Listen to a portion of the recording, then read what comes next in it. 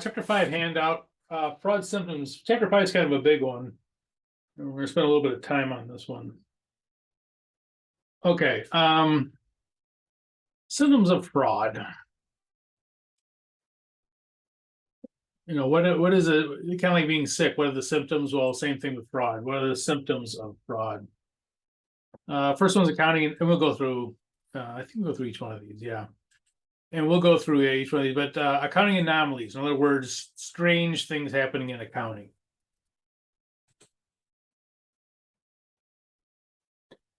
Internal control weaknesses. If there's weak internal control, that increases the opportunity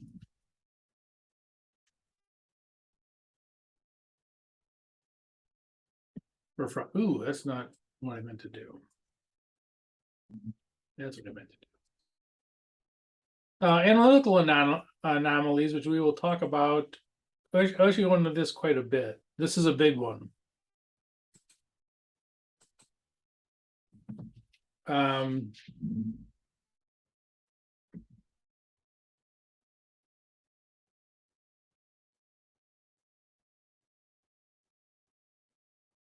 Analytical procedures, which we'll talk about. Analytical procedures are very important for finding fraud. They're for especially for financial statement fraud. It's one of the biggest ones. Okay, extravagant lifestyle. You guys know what that is. Unusual behavior. A lot of times people will have a marked change in their behavior if they're committing fraud. All kinds of things come in, like paranoia and all that kind of stuff. Tips and complaints. So if you're having a lot of tips and complaints, a lot of times it's like, okay, well, there's a problem. You know, if you're getting 5 tips a day about something, it's probably a problem. It's a symptom of fraud.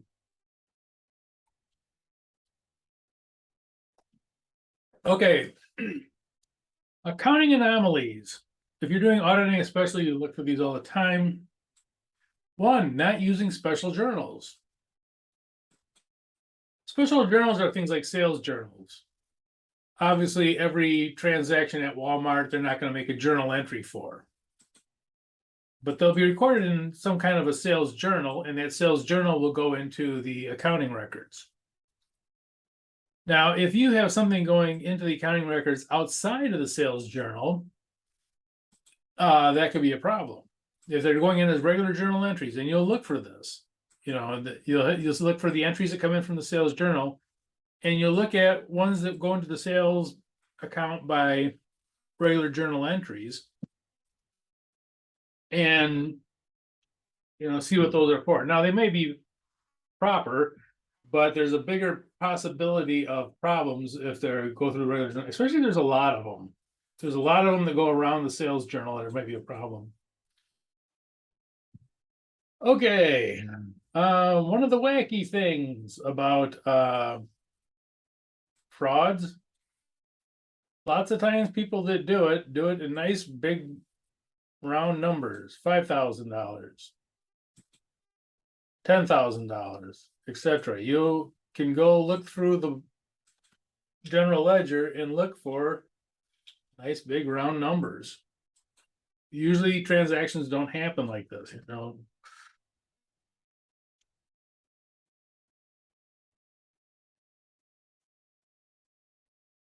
Normal transactions, you know, something like, instead of saying $5,000, it'll be $5,672.74. You know, this would be a normal kind of stuff. Think about it when you go to the store. How many times do you go to the store? Does it come out to be exactly $10 or exactly $20, something like that? Not too often.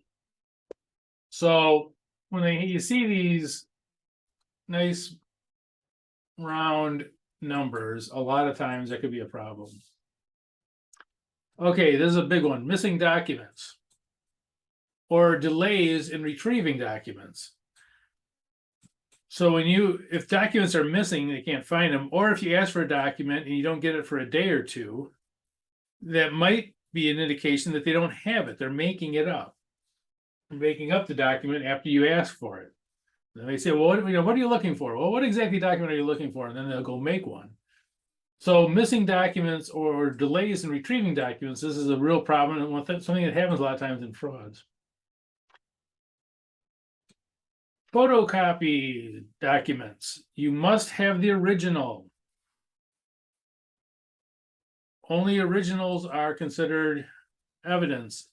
Now you can make a photocopy yourself of the original and give it back to the client. The client owns the original, but you have to see the original. You cannot accept photocopied copies as documents. And copies in general are not considered evidence. So photocopied documents are a no-no. You have to see the real one before it's considered evidence. Old items on bank reconciliations. It's possible there's a problem in bank reconciliation that's gone on for years, and that it's on there because it's a fraud. I would say this is probably unusual, especially in a larger company, but it could happen. Excessive voids and credits. You have all kinds of voids and credits going on. It could be a possible indication of fraud. Common names, addresses, pages of customers. You scan through the payees are vendors.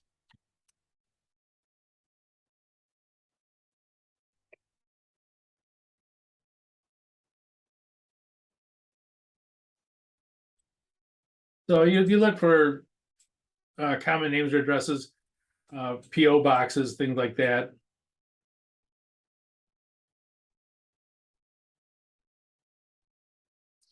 Increased past due accounts. Indicates sales may have been fictitious. Thing to book that in there. One thing about fictitious sales is that they are never collected. So if they're never collected, you can't use that cash because it doesn't exist. Increased reconciling items and reconciliation. Could be another. There are other ones too. I think I put an extra L in there, didn't I? Okay. Alterations of documents. If they have documents that have a bunch of changes made to them, it may indicate that those documents are not really what they purport to be. Duplicate payments, that would be an obvious one. Second endorsements on checks. Checks that are paid to the order of somebody and then paid to the order of someone else.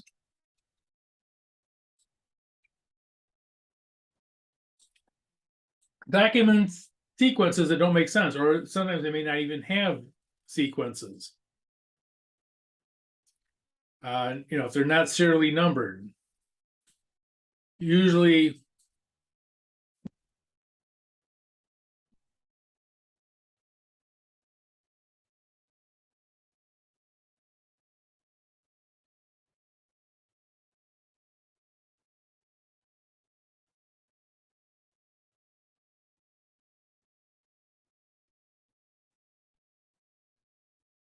documents are serially numbered and accounted for.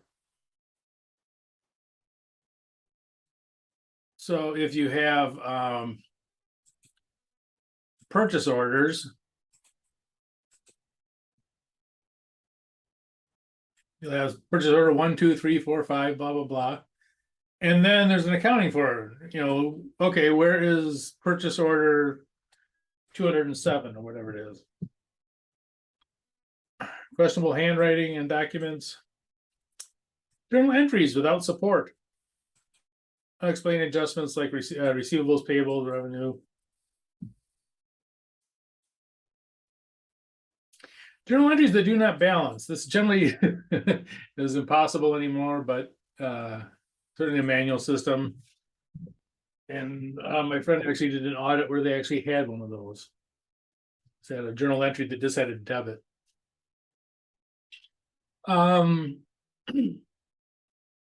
Journal entry made by individuals who would not normally make such entries. For example,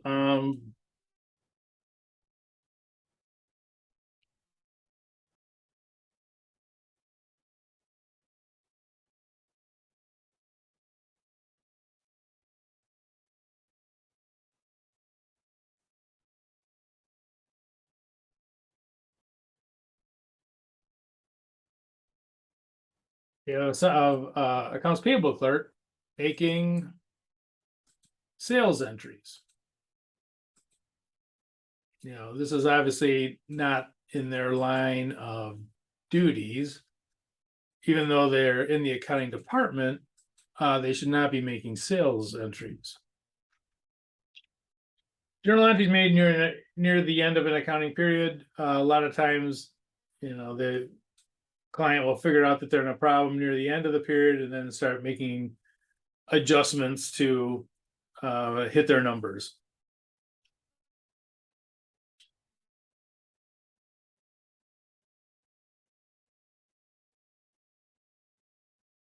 Okay, internal control weaknesses. These are basically all the internal control weaknesses we kind of talked about before.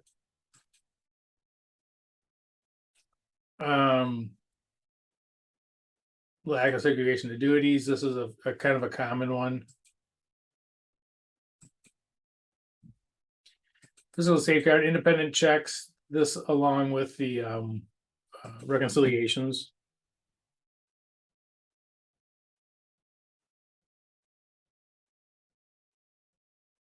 I did it again. Sorry about that.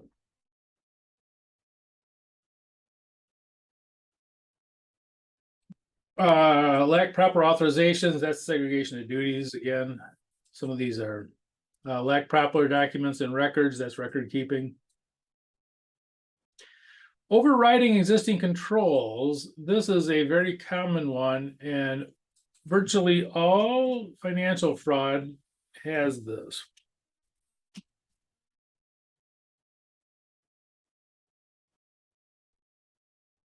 Financial statement fraud, I should say.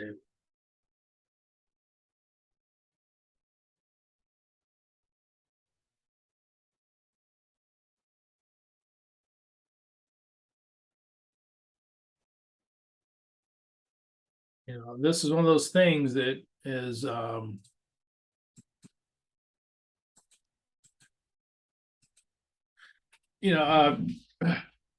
but for example, an accounts payable clerk isn't just going to make this journal entry just on their own. They're not just going to make a sales entry just because. Usually they're told to do it by somebody. That's an override of control.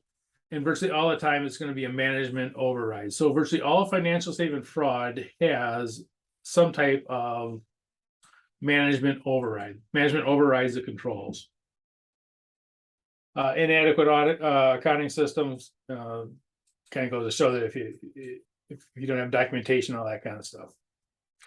Okay, here's the thing about weak internal controls, though, and this is important, especially for those of you taking the CPA exam. Weak internal controls do not necessarily indicate fraud. It's possible that the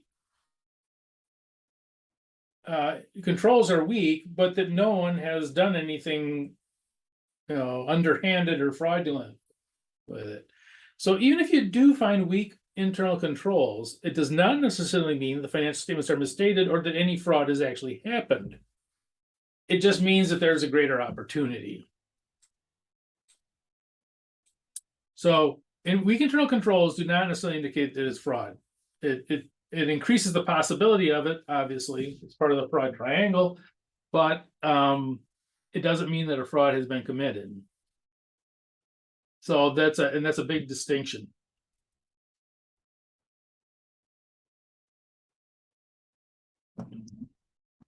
So weak internal control weakness. And by the way, this one is generally not considered by the AICPA to be an internal control weakness. This is an internal control limitation. Doesn't matter how good your internal controls are if management ignores them and says, do this. It doesn't matter how good your accounting system is if someone, the chief financial officer tells the accounts payable clerk to make this sales entry.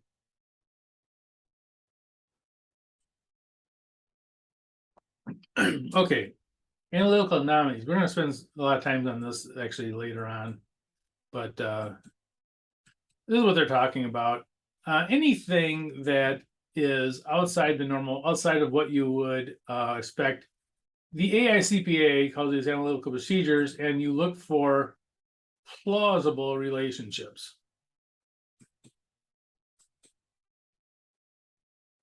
Okay, things that you would expect.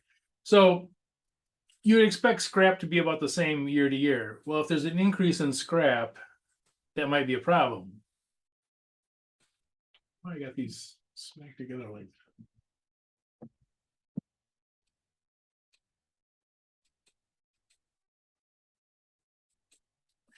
Excess purchases might mean that there's someone getting kickbacks. Debit credit memos, we talked about that.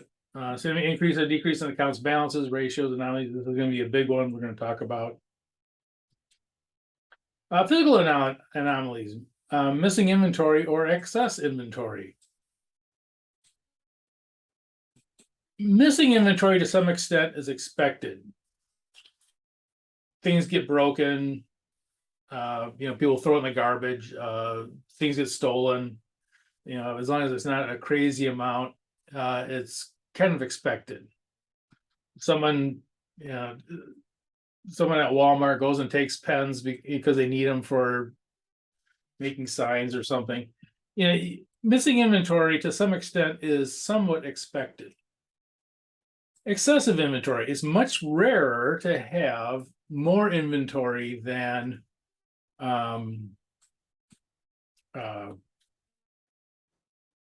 you should. It means that there's inventory being added somehow. It's much more likely that an employee would steal pens rather than bring some pens in and add it to the inventory.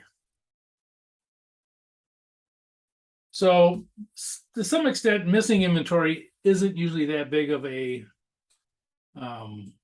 if it's not excessive, it's not going to be that, I shouldn't say, if it's not, if it's in a normal range, maybe they have shrinkage of 1% or something like that. It's not usually as big of a problem. Excess inventory means that there's something happening other than the normal inventory process. Could be internal controls. It could be, mistakes. It could also be other things like returns. A company not recording returns will have excessive inventory. Their sales will be overstated because they're not recording returns, and they'll have this extra inventory that people brought back. Excessive late charges, unreasonable expenses, or reimbursements. Excessive turnover executives, especially finance or accounting. This is a clear sign that, a lot of times people will come in and say, look, I can't work with this. I don't feel, I have my life ahead of me. I don't feel like spending part of it in jail, so I'm out of here. So excessive turnover executives.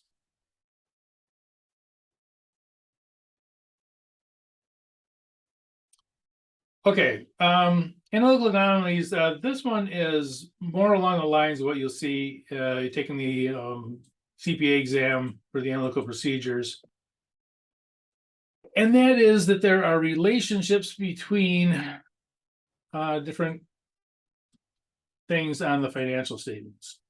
For instance, revenues and inventory kind of go hand in hand. Generally, if you're selling more things, you need to have more inventory to replace the stuff you're selling. So usually there's an increase in revenues and there's an increase in inventory.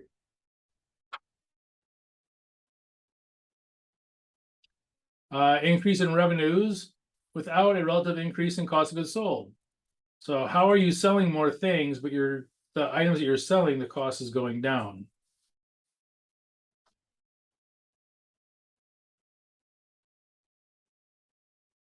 Revenues with decrease in increased revenue with a decrease in receivables, or not an increase in receivables.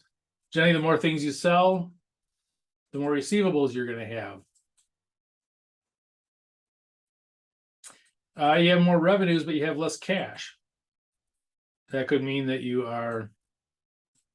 these are actually fictitious sales. Have more inventory, but you don't have more payables. and we'll kind of go through some of these a little more in detail. Okay. Extravagant lifestyle. Everyone knows what extravagant is, so I'm not going to go into that. One odd characteristic that many fraudsters have is they spend their ill-gotten gains immediately. This is one of the strange kind of things. It's almost like they have to get rid of it. So if they steal $10,000, they spend $10,000. They also have the impulse purchases of expensive items, vacations, pricey gifts for family and friends. A lot of times, it's amazing how many times someone will buy someone a car or something, buy their mom a house or whatever it is. The one extravagant lifestyle that's sometimes difficult is high stakes gambling. And the reason is all gambling, they pretty much lose. So perpetrators will often have nothing to show for their crime. Even if they win something, they just gamble more and they lose it. It's an addiction. Yeah, let's not do that. So, this extravagant lifestyle, again, high stakes gambling is extravagant, but a lot of times it is very difficult to tell because the people will still be, they'll have gambled away millions of dollars and they're still sleeping on a futon in their apartment. So, this is one of those weird things that sometimes, and these, a lot of times these are actually very large frauds. A lot of really large frauds come from this, the addiction to gambling. Okay, unusual change in behavior.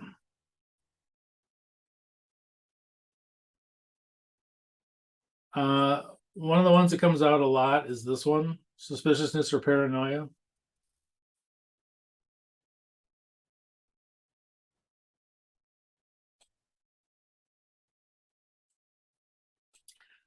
Defensiveness or argumentative.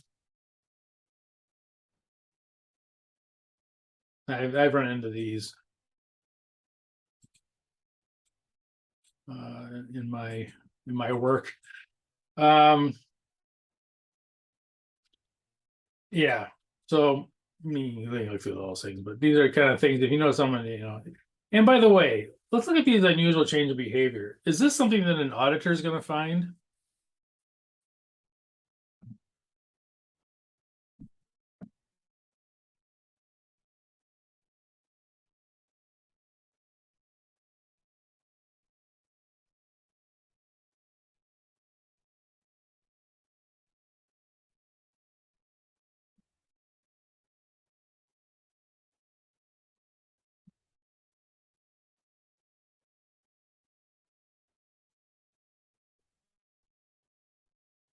Auditors usually do not notice these changes. Auditors are there for a few, a lot of times for a few days, maybe a couple weeks. They are not there every day. They don't know that, Fred is unusually irritable today. They don't know that, Tammy's not looking into people's eyes. Even if they notice those things, they have no idea that it's unusual behavior. It could be the just the way they are. So auditors generally don't see these unusual behaviors are not, and this is one reason why auditors are not very effective at finding fraud. Most fraud is found by employees, not auditors. We generally don't see this stuff. If Joe's smoking more, well, I don't know how much does Joe smoke anyways.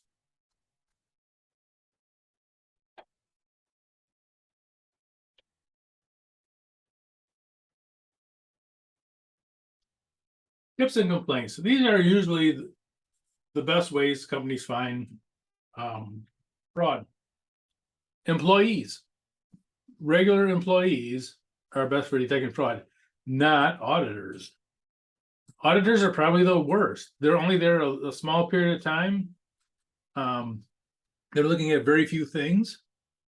And people who commit fraud have, all year long to look at how to cover it. The auditors are there for a few days.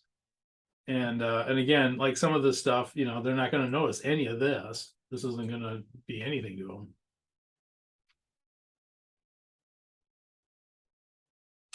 Now, this is one of the kind of sad things here. Although auditor managers are in the best position to detect fraud, so employees are in the best position to detect fraud.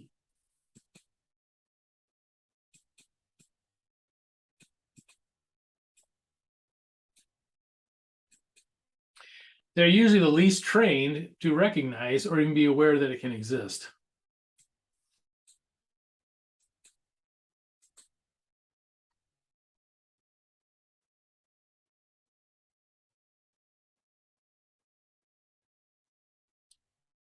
And there are some reasons why people are hesitant to come forward with knowledge of suspicion of fraud.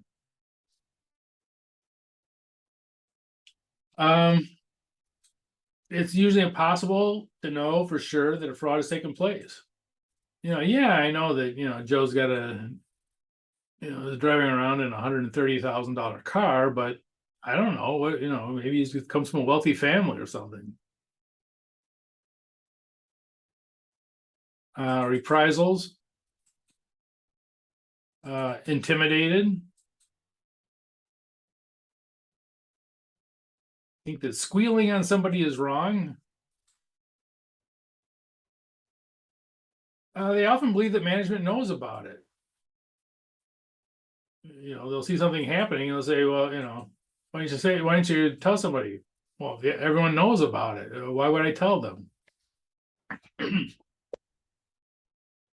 It's not easy to come forward, and it's not easy to know who to come forward to in many organizations.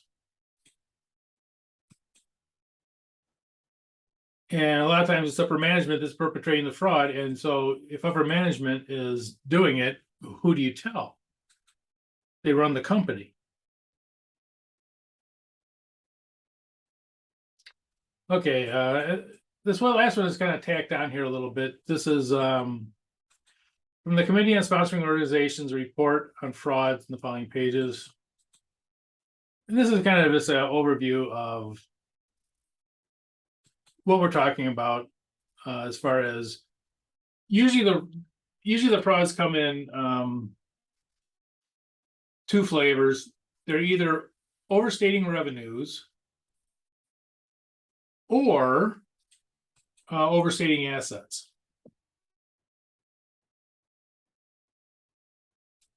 So these are kind of like the two. Oops, let's not do that. Hey.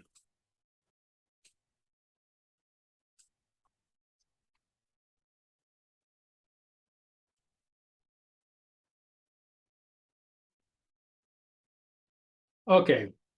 Sham sales. If you miss your sales number, you just make up sales.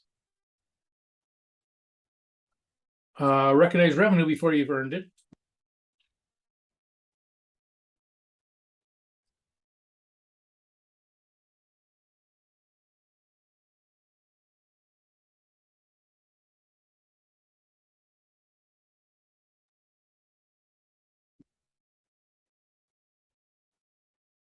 Conditional sales. These are sales that were made even though there are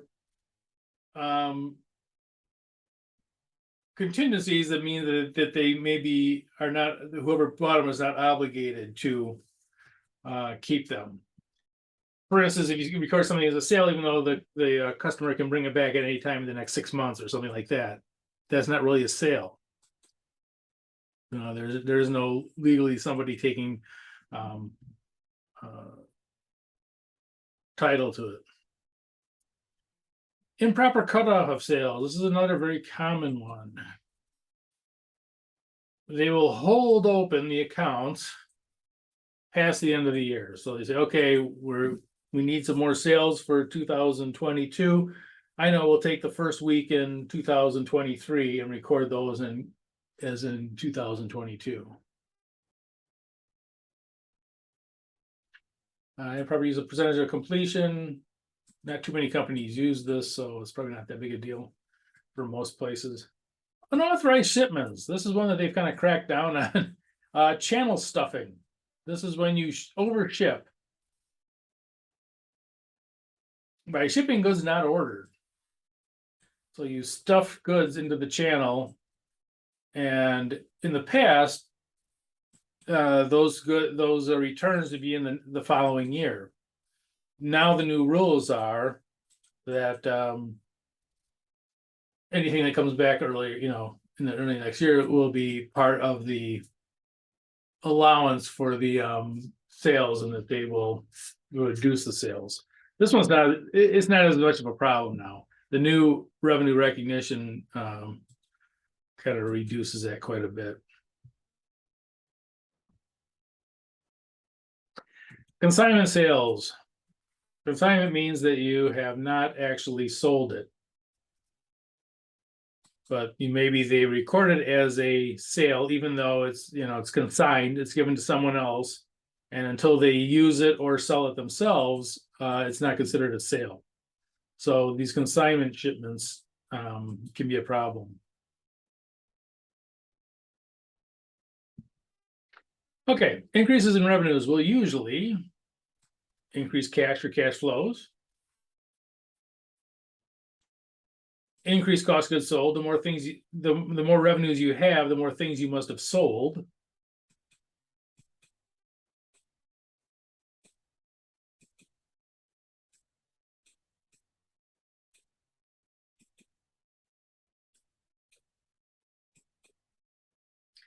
Increase accounts receivable. You sell something, especially on credit, it's going to increase the accounts receivable. And oftentimes there's an increase in inventory to keep up with the sales. So in other words, if the sales increase, a lot of times the inventory should also increase. And there should also be an increase in accounts payable. Why? Because you're buying more inventory. Inventory turnover should remain similar. We'll talk about this later. Okay. So this is overstating revenues, page 5. Page 6 is on overstating assets.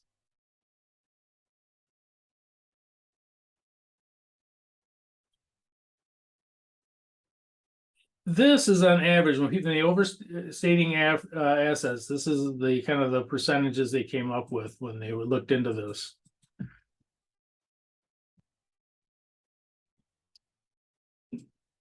You might think this one looks a little funny, like really cash. I thought that would be much more overstated than some of these other ones. One of the smallest ones is cash, and same with investments. Why? Because you can actually audit cash almost 100%. Cash is low because of banks.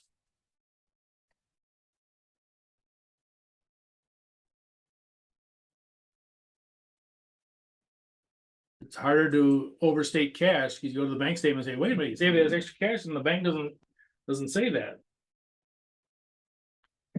The ones that are the biggest ones are the ones that are easiest to manipulate. Accounts receivable, just adding somebody onto the books.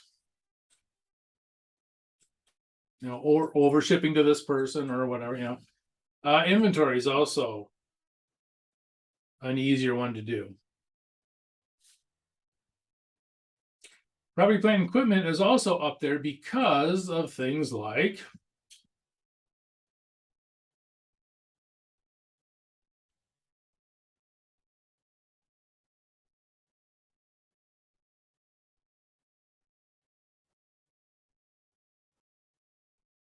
they use estimates.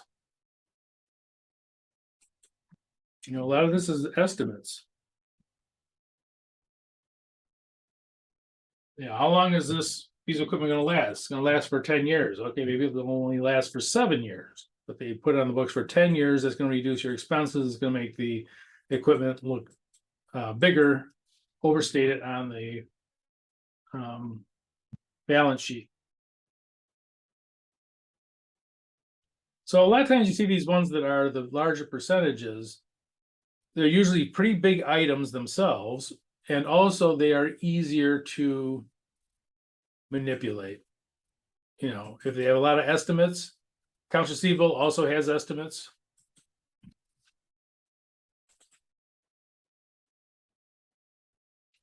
Okay, understating liability.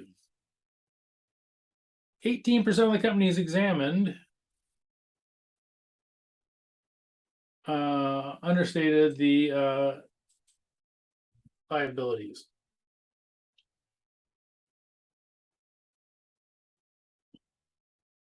Override of controls. We talked about this a little bit. Let's make that a different color. Make it yellow. 72% of the cases, vast majority of the cases, management overrode the controls.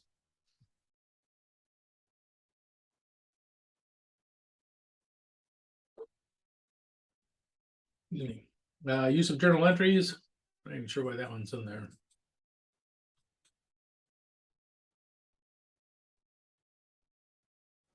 This one I would think kind of goes along with this one, overriding controls. Biased accounting estimates. This is kind of what we talked about, you know, up here. Private plant and equipment, they have estimates for depreciation, you know, life, salvage value, how many years is going to last, what the salvage value is going to be. Those are all estimates.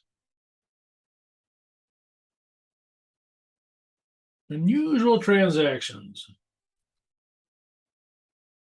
A lot of times, if you run across a transaction that doesn't make a lot of sense, those are ones that you try to look into, especially if they're significant, if they're big enough. Okay. Indicators of potential fraud. This is kind of a laundry list stuff. We're probably not going to get too much into this. This one is kind of an important one. Inquiries into analytical relationships are vague, implausible, conflict, other management. So if you ask them why their sales went up by 40% and they can't really tell you, that could be a problem.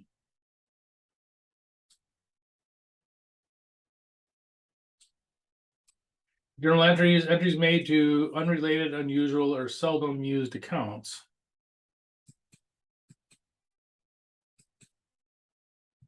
Most of the stuff we have, blah, blah, blah. Okay.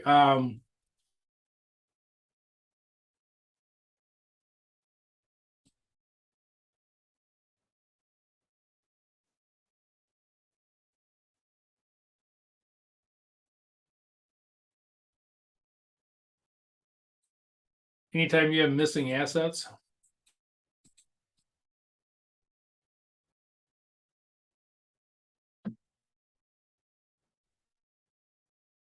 Unusual discrepancies between recorded transactions and third parties. Third party being something like a bank.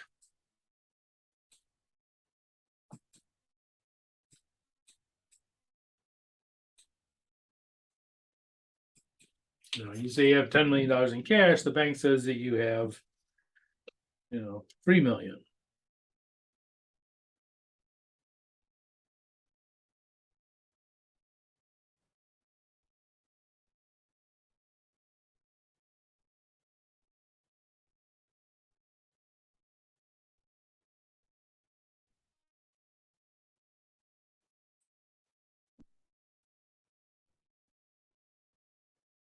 Oops.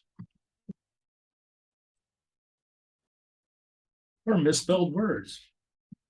So an example of that would be, yeah, they have cash transactions, and then you look at the bank statements, and then those aren't reflected in the bank statements.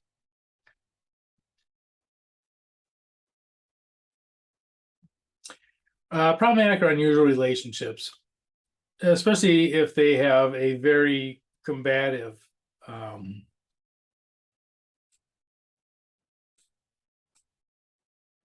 relationship with management, where management will not give them the things that they need. When you do an audit, you need to have all access to all those things. They call it a scope. And yeah, so a lot of times if you have this kind of toxic relationship with the auditors, a lot of times there's maybe a reason behind it.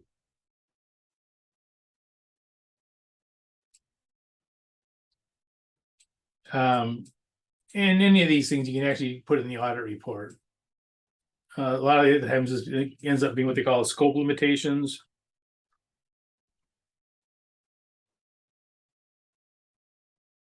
Scope being what you get to look at.